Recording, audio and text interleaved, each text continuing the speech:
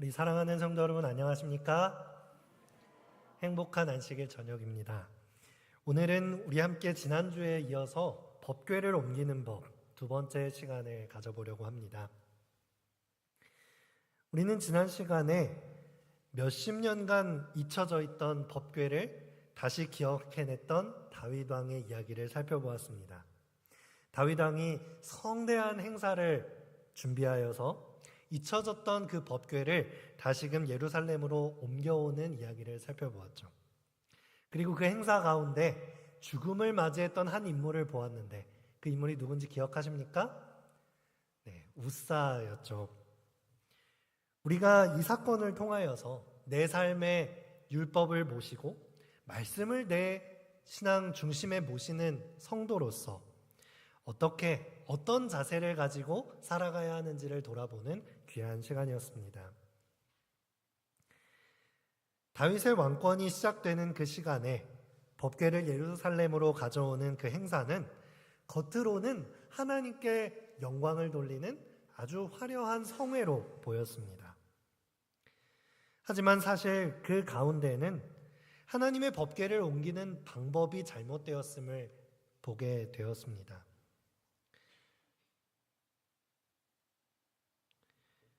수레를 통하여 이 법궤를 옮기는 것, 겉으로 보기에는 새 수레를 준비하고 많은 사람들이 이 법궤를 주목하게 함으로써 옮기는 것이었지만 사실은 그 방법은 블레셋 사람들, 이방인들이 선택했던 방법이었죠. 그 방법 속에는 성경 말씀을 따르고자 하는 것이 아니라 다윗이 그 왕권을 시작하면서 자신의 이름을 화려하게 드높이려고 하는 교만함이 들어있다는 것을 보았습니다. 그리고 우사 또한 이 법궤를 통하여 출세길을 나서는, 이 법궤를 매우 가볍게 여기는 그러한 마음이 담겨 있던 그 순간 우사는 모든 시선이 집중된 가운데에 죽음을 맞이하게 되었고 이 행사는 중단되게 되었습니다. 모두가 두려움에 떨게 되었고 다윗도 법궤를 이스라엘로 가져가는 이 행사를 중단하게 됩니다. 이렇게 갈 바를 잃은 법궤는 이후에 어디로 가게 되었을까요? 우리가 이 행로를 다시 한번 되짚어 보려고 하는 것입니다. 우리의 삶 가운데에 이 법궤는 어디에 위치해 있습니까? 우리의 마음의 중심에 자리 잡고 있습니까? 아니면 저 구석지에 쓸쓸히 놓여져 있지는 않으십니까? 우리가 다시 한번 이 시간 하나님의 말씀을 내 삶 가운데 중심에 모시고 하나님의 말씀을 내 유익을 위해 세상의 헛된 것을 위해 사용하고 있다면 다시 한번 우리의 마음을 올바르게 살필 수 있는 시간 되시길 바라겠습니다. 모두가 두려워하고 있는 이 순간 법궤를 기쁨으로 자기 집으로 모셔가겠다고 나선 한 인물이 성경에는 소개됩니다. 사무엘하 6장 9절에서 11절의 말씀인데요. 사무엘하 6장 9절에서 11절의 말씀을 제가 봉독해 올리도록 하겠습니다. 다윗이 그날에 여호와를 두려워하여 이르되 여호와의 궤가 어찌 내게로 오리오 하고 다윗이 여호와의 궤를 옮겨 다윗성 자기에게로 메어가기를 즐겨하지 아니하고 가드 사람 오베데돔의 집으로 메어간지라. 여호와의 궤가 가드 사람 오베데돔의 집에 석 달을 있었는데 여호와께서 오베데돔과 그의 온 집에 복을 주시니라. 아멘. 바로 오벳에돔의 집으로 이 법궤가 옮겨졌음을 우리는 알 수 있게 되는 것이죠. 오벳에돔이 다윗 왕 앞에 나왔을 것입니다. 그 자리에 모였던 3만 명이 넘는 유명 인사들도 다 꺼려했습니다. 다윗 왕도 이 법궤를 자신의 성과 성전으로 옮겨가기에 두려워 떨며 곤란해하던 그때에 오벳에돔이 왕 앞에 나온 것이죠. 왕이시여, 제가 이 법궤를 메어서 저희 집으로 메어 가겠습니다 라고 말하는 것입니다. 그리고 이렇게 고백했던 오벳에돔의 삶이 어떻게 되었다고 성경은 기록하고 있습니까? 복을 받았다라고 기록되어 있습니다. 여러분, 복 받고 싶으십니까? 행복해지고 싶으십니까? 오늘 이 말씀에 기록된 오베데돔에게 임했던 축복이 여러분의 삶 속에 가득하기를 간절히 바랍니다. 하나님의 말씀을 사랑하고 즐겨 순종하여 우리 집 가운데에 내 마음의 심중에 모신 사람들에게 바로 이 하나님의 축복이 임하게 되는 것입니다. 모든 사람은 행복해지기를 분명히 바랄 것입니다. 새해가 되면 누구라도 할 것 없이 새해 복을 기원합니다. 아무리 신앙이 없는 사람이라 할지라도 내가 당신을 위해 하나님의 축복이 가득하길 기도하겠습니다. 이렇게 말하면 마다할 사람이 있겠습니까? 마다하지 않습니다. 그 축복을 받기를 원하는 것입니다. 많은 철학자, 심리학자, 많은 정치가들, 모든 사람들이 추구하는 것은 행복이라고 말해도 과언이 아닐 것입니다. 신앙을 하고 종교를 가진 모든 사람들도 우리의 인생이 행복하게 되기를 목표로 삼고 살아가는 것이죠. 모두가 법궤를 두려워하고 법궤에 가까이 가고 싶어 하지 않던 그때에 이 법궤를 자신의 명예와 욕심을 위해 사용하려고 달려들었던 그때에 겸허한 마음으로 법궤를 메어서 말씀대로 자신의 집으로 가져갔던 오베데돔은 복을 받은 사람이 되었던 것입니다. 신명기 10장 13절의 말씀입니다. 이 말씀에는 우리 인생의 행복의 비결이 담겨 있다고 생각하는데요. 우리 이 말씀을 함께 큰 목소리로 읽어볼까요? 시작. 내가 오늘 내 행복을 위하여 내게 명하는 여호와의 명령과 규례를 지킬 것이 아니냐. 아멘. 우리는 어떻게 하여야 행복해질 수 있습니까? 하나님의 명령과 규례를 지킴으로써 행복해질 수 있는 것입니다. 행복해질 수 있는 방법을 얼마나 다양한 방법으로 우리에게 소개합니까? 세상에는 수많은 방법들이 있지만 우리가 진정으로 따라야 할 행복의 비결, 우리가 내 마음속에 좌우명으로 삼아야 할 그 비결은 바로 이것이죠. 우리를 창조하신 하나님, 나보다 나를 더 잘 아시는 하나님께서 세우신 그 명령과 율법과 규례를 순종하는 것, 바로 그것이 우리의 삶이 행복해지는 비결임을 이 시간 고백합니다. 이어서 오베데돔의 삶을 더욱더 살펴보도록 하겠습니다. 역대상 13장에 살펴보면 오늘 읽었던 동일한 사건을 기록해 나가고 있습니다. 하나님의 궤가 오베데돔의 집에서 그의 가족과 함께 석 달을 있으니라. 여호와께서 오베데돔의 집과 그의 모든 소유에 복을 내리셨더라. 우리가 앞서 읽었던 사무엘 하의 기사와 어떤 차이가 있나요? 동일한 기사인 것 같은데 좀 더 이 오베데돔이 받았던 복을 구체적으로 설명하고 있어요.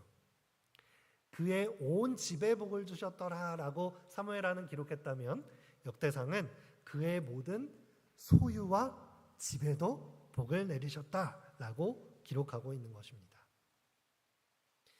사실 이 오베데돔이 그렇게 유명한 성경 인물은 아닙니다.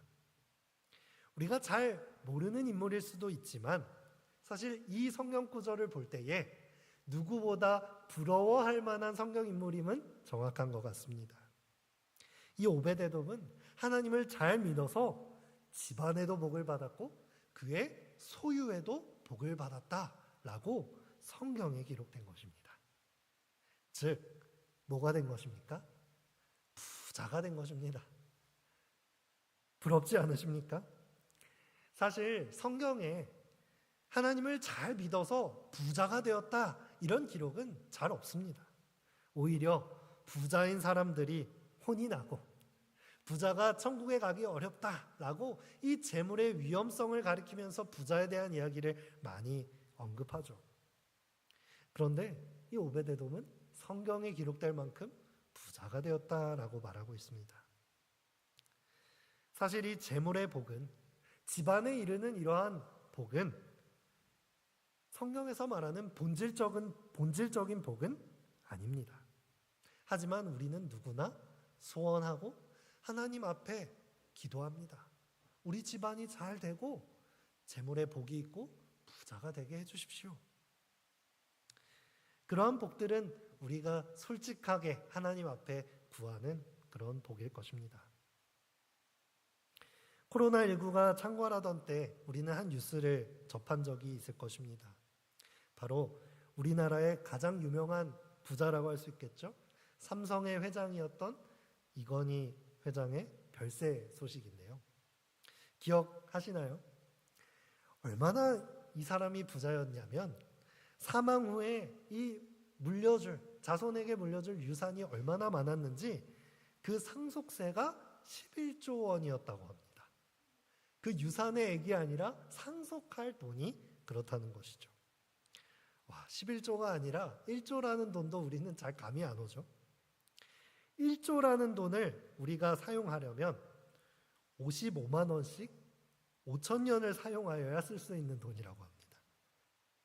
요즘처럼 저금리 시대에 1%의 이자를 우리가 받는다고 하면 1년 이자만 100억이 되기 때문에 하루에 2,740만 원씩 매일같이 써도 원금에 손해가 없다고 합니다. 이 정도 돈이 있으면 우리 행복할까요? 마음에 많은 근심이 해방되고 아마 해소될 수 있을 것입니다. 성경에 기록된 부자 오베데돔이 얼마나 많은 축복을 받았을까요? 어떤 사람이었기에 이렇게 놀라운 축복을 받았는지 우리가 아주 궁금해하지 않을 수 없습니다. 우리가 오베데돔의 삶을 더욱더 살펴보도록 하겠습니다. 역대상 23장에서 27장까지는 이 성전에 일을 하고 있던 인력을 조사하는 일이 등장합니다. 다윗이 나이가 들어서 솔로몬 왕에게 자신의 왕권을 넘기고 또 성전에 이 일을 보는 레위인들, 제사장들, 또 아론의 자손들, 찬양으로 봉사하는 사람들, 이 모든 사람들의 이름을 열거하면서 그 숫자가 몇 명인지 계수하는 일이 역대상 23장에서 27장의 내용입니다. 이 가운데에 26장에 오베데돔이 등장합니다. 26장은 성전의 문지기를 맡은 사람들의 명단이 나오는데요. 이렇게 시작합니다. 고라 사람들의 문지기 반들은 이러하니라. 아삽의 가문 중 고레의 아들 무셀레미아의 아들들이 맏아들 스가랴와 둘째 여디알과 셋째 스바랴와. 이렇게 문지기를 맡은 사람들의 이름이 쭉 나열되는 가운데 4절부터 오베데돔의 아들들이 언급됩니다. 오베데돔의 아들들은 맏아들 스마야와 둘째 여호사밧과 셋째 요아와 넷째 사갈과 다섯째 느다넬과 암미엘과 일곱째 이사갈과 여덟째 부울레데이니 이는 하나님이 오베데돔을 복을 주셨음이니라. 오베데돔의 이 아들들이 무엇이 된 거예요? 성전의 문지기의 반열에 이름을 올린 것입니다. 그런데 참 이상합니다. 사실 이 역대상 23장에서 27장까지의 내용은 그 이름을 계수하고 그 임직원들을 쭉 이름을 나열하는 내용입니다. 그런데 이 이름들을 쭉 소개하다가 갑자기 뭐라고 첨언을 하는 거예요? 하나님이 오베데돔에게 축복을 주셨더라 하고 첨부적으로 설명을 하고 있는 거예요. 지금으로 따지자면 우리 사업계획서를 딱 펼쳤을 때에 안교장은 누구다, 장로는 누구다 하고 명단이 쭉 써 있는데 어떤 사람 옆에 가로 열고 하나님의 축복받은 사람 하고 딱 쓰여져 있는 거예요. 얼마나 복을 받은 사람이냐, 어딜 가나 하나님께 복받은 사람이다 라고 오베데돔의 가문이 소문이 난 것입니다. 그래서 그 이름을 열거하다 말고도 이 오베데돔의 가문을 다시 한번 언급하기에 이른 것입니다. 어쩌면 이 오베데돔은 이 세상의 어떠한 부모들보다 행복했던 사람인지 모르겠습니다. 부모들이라면 자신보다 자신의 자녀가 더 잘 되는 것을 바라는 것이 부모의 마음 아니겠습니까? 오베데돔은 하나님께 복을 받은 사람이었으며 더 나아가서 자신의 자녀들까지도 이 성전에서 일할 수 있는 특권을 누리게 했던, 하나님 안에서 성장되었던 그런 축복을 누렸던 사람이었던 것이죠. 그런데 우리는 조금 아이러니한 사실을 이 시간 발견하게 됩니다. 사실 블레셋에서 법궤를 돌려받은 뒤에 20년, 사무엘이 사사로 통치했던 기간, 사울 왕이 통치했던 기간, 무려 100년 가까이 이 법궤를 모시고 있던 집이 있었습니다. 바로 아비나답의 집입니다. 그런데 아비나답은 이렇게 오랜 세월 동안 그 집안에서 법궤를 모시고 있었음에도 불구하고 그에 대한 축복은 성경에 기록되어 있지 않습니다. 오히려 그의 자손이었던 우사는 법궤를 옮기다가 죽는 모습으로 그 마지막이 기록되고 있는 것이죠. 그런데 오베데돔은 불과 3개월 동안 법궤를 보관했음에도 불구하고 큰 축복을 받게 된 것입니다. 무엇이 달랐을까요? 똑같이 법궤를 모시고 있었던 그 모양은 같은 것 같은데 무엇이 달랐기에 한 집안은 축복받지 못하고 한 집안은 이렇게 축복받았을까요? 우리도 이 시간에 하나님 앞에 예배드리는 사람으로서 하나님의 율법에 순종하는 사람으로서 같은 모습으로 이 자리에 앉아 있습니다. 우리가 하나님의 약속하신 축복을 받기 위해 어떠한 마음가짐을 가져야겠습니까? 우리가 다시 한번 이 오베데돔의 이 자세 속에서 배워보고자 합니다.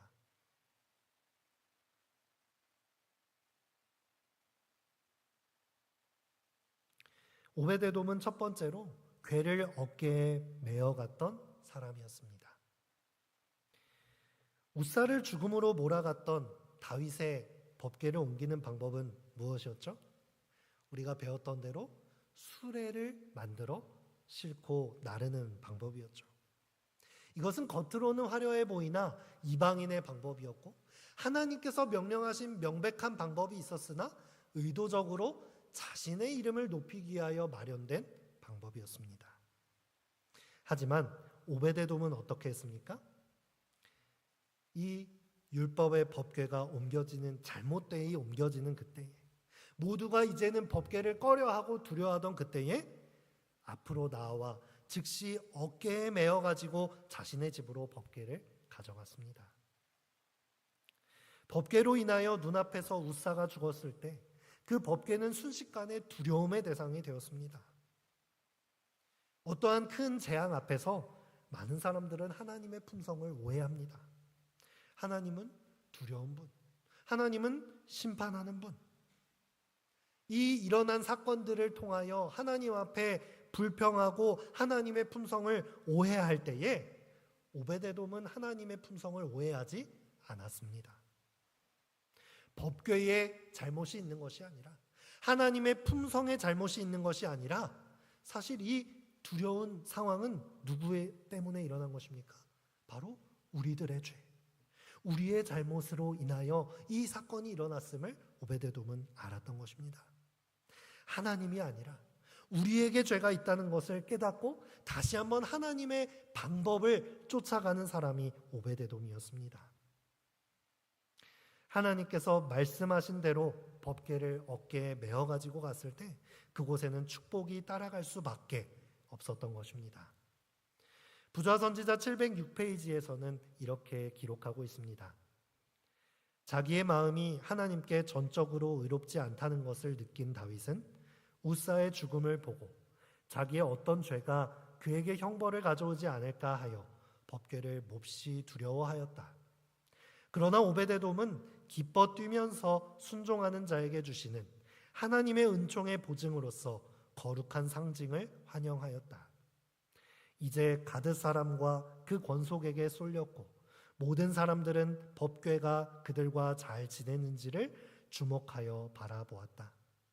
여호와께서 오베데돔과 그 온 집에 복을 주시니라.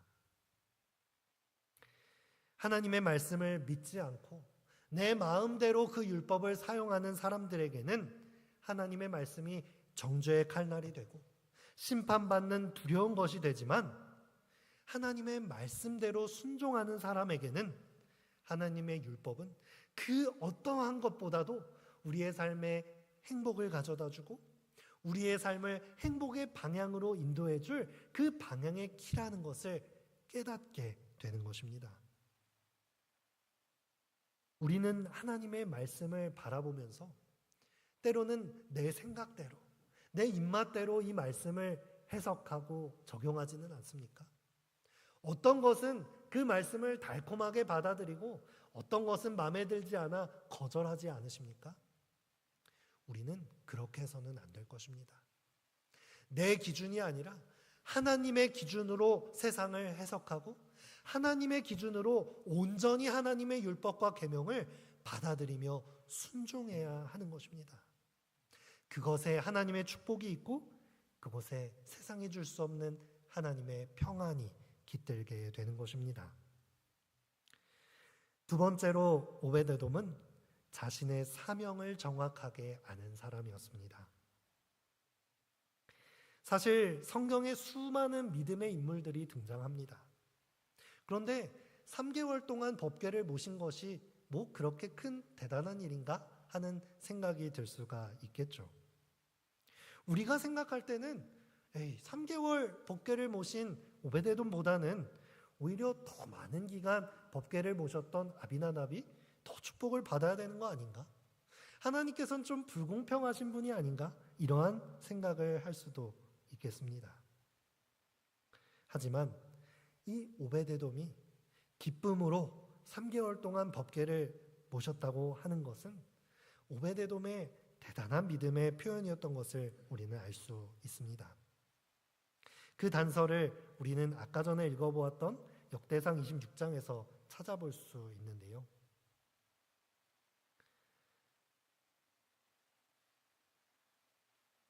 역대상 26장 1절에서부터는 고라 사람들의 문지기 반들은 이러하니라 라고 하면서 이 오베데돔의 아들들과 또 다양한 문지기를 맡았던 사람들의 이름을 확인할 수 있었죠. 우리가 이 말씀을 통해서 알 수 있는 것은 오베데돔이 고라의 자손이었다라고 하는 것을 알 수 있습니다. 고라의 아들이었던 자손이었던 오베데돔과 오베데돔의 아들들이 문지기가 된 것입니다. 그런데 이 오베데돔이 고라의 자손이었다라고 하는 것은 특별한 의미를 가지고 있습니다. 출애굽기 6장에서는 성소에서 일을 하는 레위 자손들의 이 이름들과 그 역할들이 등장을 하는데요. 레위의 아들들의 이름은 그 연차대로 이러하니 게르손과 고핫과 므라리요. 고핫의 아들들은 아므람과 헤브론과 우시엘이요. 고라와 네벡과 시그리요. 즉 오베데돔의 가문이라고 소개되던 고라는 누구의 자손입니까? 바로 고핫 자손임을 알 수 있는 것이죠. 레위 지파 소속이었던 고핫 자손, 그리고 고핫 자손의 그 후손이었던 고라, 그리고 그 고라 자손 안에 오베데돔이 들어있는 것입니다. 이 오베데돔이 레위 지파였고 고핫 자손이었다라고 하는 것은 어떠한 사명이 그 속에 담겨 있는가? 민수기서 4장 15절의 말씀입니다. 아론과 그의 아들들이 성소와 성소의 모든 기구 덮는 일을 마치거든 누가 그것을 맬 것이니라? 고핫 자손들이 와서 그것을 맬 것이니라. 그러나 성물은 만지지 말라. 그들이 죽으리라.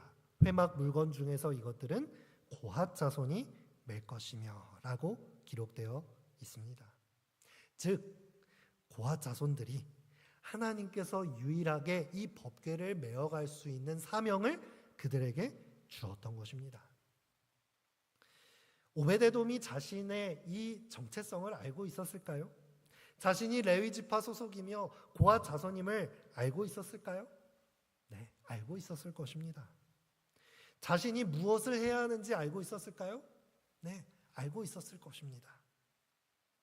오베데돔은 그것을 알았기에, 알고 있었기에 법궤 때문에 사람이 죽고 모두가 이 법궤를 꺼려할 그때에 자신의 사명을 알고 두렵고 떨리는 마음으로 당당하게 기쁨으로 그 법궤를 메어가겠다고 왕 앞에 나아간 것입니다. 아니 어쩌면은 오랜 시간 이것을 기다려왔을지도 모르겠어요.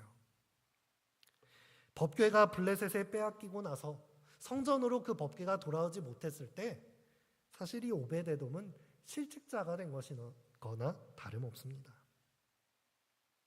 법궤가 성전에 있었을 때는 그 거룩한 임무를 담당하고 있는 이 오베데돔과 그 자손들이 추앙받지 않았겠습니까? 존경받지 않았겠습니까? 그런데 법궤를 빼앗기고 그는 더 이상 할 일이 없어진 것입니다. 요즘에 우리나라 사회가 매우 희망을 잃어가고 있다고 평가받는 것이 무엇 때문입니까? 아무리 명문대를 나온 청년들이라 할지라도 일거리가 없는 거예요. 일자리가 없고 사명이 없는 것입니다. 희망이 없어진 상황이죠. 하지만 이 오베데돔은 어땠습니까? 이런 희망이 없고 낙담할 수밖에 없는 이 상황 속에서도 세상과 타협하는 삶을 산 것이 아니라 자신의 사명을 기억하고 있었습니다. 법궤를 메어가지고 그 법궤를 하나님 앞에 성전으로 나아갈 그 사명을 기억하고 새기며 기다렸을 것입니다. 비로소 다시금 법궤가 성전으로 옮겨간다고 하는 그 소식을 들었을 때 이 오베데돔은 얼마나 기뻤을까요?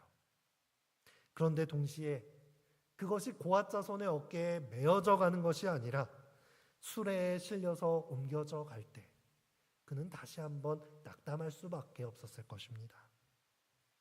모두가 환호성을 지르며 화려하게 준비된 이 행사를 즐기고 있을 그때에 오베데돔은 슬퍼 눈물을 흘렸을 것입니다. 하지만 하나님께서는 어떻게 하셨죠? 웃사의 죽음으로 세상의 화려함과 교만을 다 꺾어버리셨습니다. 그때에 이 사명을 기억하고 있던 오베데돔은 굳은 의지를 가지고 법궤를 메어서 다시금 자신의 집으로 모셔가겠다고 하는 고백을 하게 된 것입니다.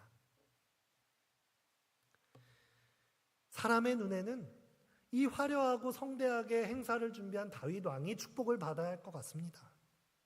수십 년 동안 이 법궤를 모시고 있던 아비나답의 집안이 축복을 받아야 할 것 같습니다.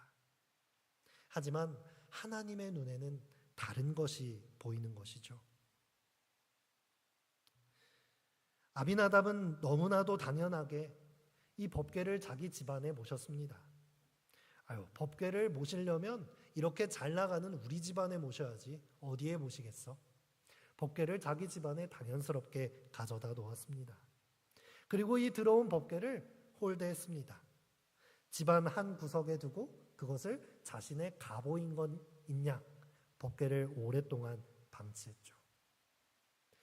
아비나답이 정말로 이 법궤를 거룩하게 생각했다면 적절한 방법으로 이 거룩한 법궤를 성전으로 응당 옮겨야 했을 것입니다.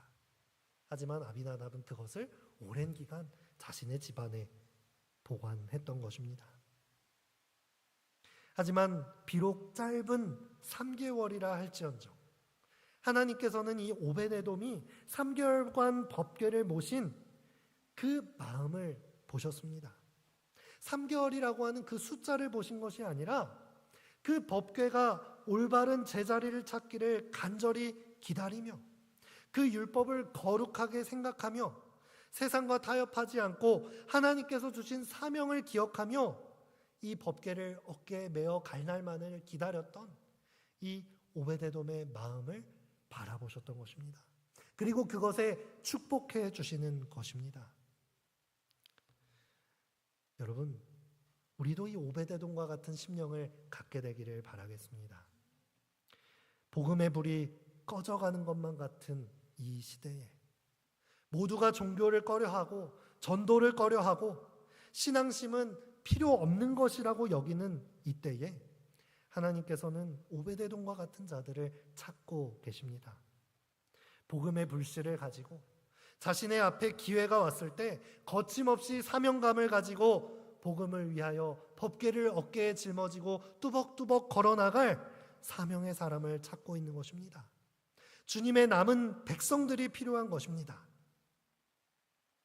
하나님께서 주시는 꿈과 사명을 품고 하나님과 함께 용기 내어 뚜벅뚜벅 그 하나님의 법도대로 걸어갈 청년들을 기다리고 계신 것입니다. 우리가 오베데돔의 심정으로 사명을 가지고 나아갈 때 하나님께서 내려주시는 축복을 경험하게 되시기를 간절히 바랍니다. 마지막으로 세 번째, 오베데돔은 성전의 문지기가 됨을 기뻐했던 사람이었습니다. 우리의 눈에는 오베데돔에게 내려졌던 축복이 그저 집과 그의 가졌던 소유에 내려진 복에 포커스가 맞춰질지 모르겠어요. 부자 만들어주신 것이 하나님께서 내려주신 축복의 결과라고 생각할지 모르겠습니다. 하지만 오베데돔이 누린 복은 그보다 더 본질적인 복이었습니다. 오베데돔의 집에 3개월 동안 법궤가 보관되어 있던 후에 다윗은 다시금 겸손한 마음으로 이 법궤를 예루살렘으로 옮겨가는 행사를 다시 기획하여 진행합니다. 이제는 하나님의 방법대로 그 법궤를 옮겨가는 것이죠. 역대상 15장 27절의 말씀입니다. 다윗과 궤를 맨 레위 사람과 노래하는 자와 그의 우두머리 그나냐와 모든 노래하는 자도 다 세마포 겉옷을 입었으며 다윗은 또 베옷과 에봇을 입었고 다윗 왕이 이제는 회개한 마음으로 세마포 옷을 입고 정결하게 준비된 레위인들과 함께 이 행렬을 이어갑니다. 그리고 하나님의 법도대로 법궤를 레위인의 어깨에 메어 그 행렬을 이어가는 것을 볼 수 있고요. 또 수많은 찬양대를 준비하여 하나님께 찬양하는 대열을 이어가는 것을 볼 수 있습니다. 그리고 이 대열 가운데 오베데돔은 다시 한번 등장하는데요. 또 레위 사람을 세워 여호와의 궤 앞에서 섬기며 이스라엘 하나님 여호와를 칭송하고 감사하며 찬양하게 하셨으니 아삽은 우두머리요 그 다음은 스가랴와 여히엘과 스미라못과 여히엘과 마띠아와 엘리압과 브나냐와 오베데돔과 여히엘이라. 오베데돔이 어디에 향하고 있는 것입니까? 3개월이 지난 뒤에 이 법궤의 행렬을 따라 예루살렘으로 함께 나아가고 있는 것 같습니다. 그런데 그는 우두머리의 자리에 서지도 않았습니다. 그저 많은 찬양대원 가운데 한 사람으로서 행렬을 따라갑니다. 하나님께 축복을 받은 사람, 그의 집과 소유에 많은 축복을 받고 나아갈 때에 그는 그 자신이 살고 있던 그 동네의 자리를 잡고 집도 크게 짓고 그 지방의 유지가 되어서 살아갈 수도 있었을 거예요. 그곳에서 명성을 이어가고 명예를 높였을 수도 있습니다. 하지만 오베데돔은 그것을 선택하지 않았어요. 법궤를 따라서 예루살렘으로 나아가는 것입니다. 온 가족이 예루살렘으로 이주해 가는 것이죠. 이사를 하고 나면 가장 먼저 할 것이 무엇입니까? 바로 그곳에서 살아갈 일자리를 구해야겠죠. 법궤를 다시 예루살렘으로 모셔간 공로를 인정받아서 왕궁에서 한 자리를 받을 수도 있었을 것입니다. 그런데 역대상 26장에서는 그가 얻은 직장에 대해서 이렇게 소개합니다. 이상은 다 문지기의 반장으로서 그 형제처럼 직임을 얻어 여호와의 성전에서 섬기는 자들이라.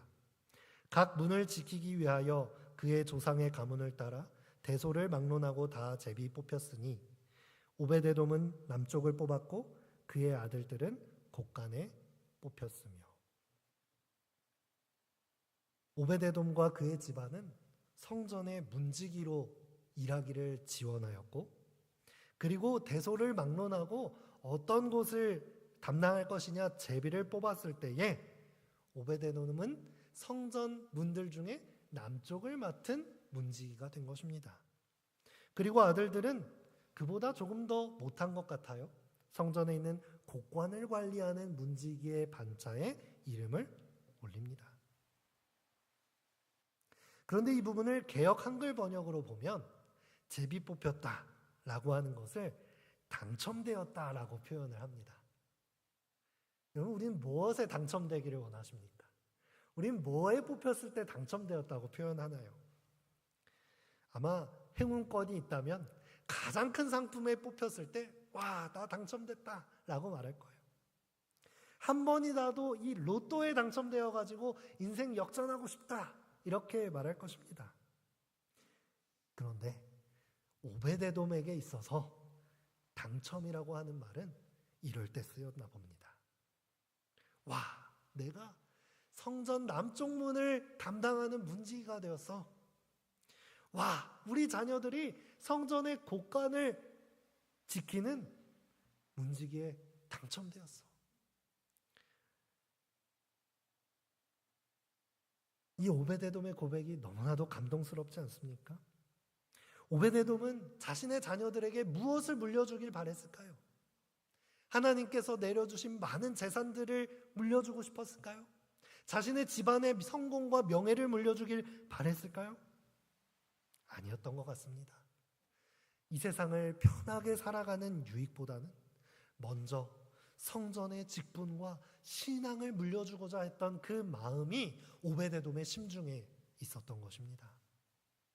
여러분, 우리도 우리의 자녀들을 위하여 이렇게 기도했으면 좋겠습니다. 우리 아까 집사님께서 기도해 주셨던 대로 우리 돌아오는 일요일은 우리 교회에 있어서 결전의 날이라고 할 수 있습니다. 정말 수많은 수험생들이 그 꿈을 놓고 시험대에 서 있습니다. 우리가 매일같이 그들을 위해서 기도하고 있습니다. 그런데 우리가 무엇을 위해 기도합니까? 단지 그들의 시험의 합격을 위하여 기도해야겠습니까? 아닙니다. 이 시험을 통하여 그들이 다시 한번 하나님 앞에 헌신된 종들이 되고 성전의 임무를 맡은 청지기로서 살아가기를 우리는 기도해야 할 것입니다. 그러한 하나님께서 주시는 본질된 복을 쫓아갈 때에 하나님께서 어찌 우리에게 복을 주시지 아니하시겠습니까? 하나님께 올바른 것을 구하고 하나님 앞에 겸손히 일하는 일꾼들이 됐을 때에 하나님께서는 우리에게 이어지는 축복까지도 허락해 주시는 것입니다. 시편 84편에는 고라 자손의 시가 기록되어 있습니다. 우리 고라 자손은 아까 말씀드렸던 대로 이 성전의 법궤를 짊어지고 갔던 사람들이죠. 그들은 이렇게 찬양하며 기록했다고 합니다. 만군의 여호와여, 주의 장막이 어찌 그리 사랑스러운지요. 주의 궁정에서의 한 날이 다른 곳에서의 첫날보다 나은즉 악인의 장막의 거함보다 내 하나님 전에 문지기로라도 있는 것이 좋사오니 여호와 하나님은 해요 방패이시라. 여호와께서 은혜와 영화를 주시며 정직히 행하는 자에게 좋은 것을 아끼지 아니하실 것임이니이다. 아멘. 사랑하는 성도 여러분, 오베데돔에게 임했던 축복이 우리 모두에게 있기를 소망합니다. 온 세상이 진리를 멸시하고 하나님의 법궤를 경시하는 이때에 오베데돔처럼 즐겨 법궤를 내 어깨에 메어가지고 우리 집안의 한가운데로, 내 삶의 한가운데로 메어올 수 있게 되기를 간절히 바랍니다. 세상의 자본주의와 황금만능주의에 파묻혀서 우리가 마땅히 해야 할 하나님께서 맡겨주신 사명을 까먹는 것이 아니라 남은 자손으로서 새천사의 기별을 전하고 복음을 전하는 사명을 잊지 않고 감당할 줄 아는 주의 자녀들이 되기를 소망합니다. 비록 그 길이 이 세상에서 보기에는 화려하거나 높은 자리에 처하는 것이 아닐지라도 하나님께서 높여주실 것을 기대하며 겸손히 즐겨 나를 낮출 수 있는 성전의 문지기들이 되기를 간절히 소망하며 오늘 말씀을 마치겠습니다.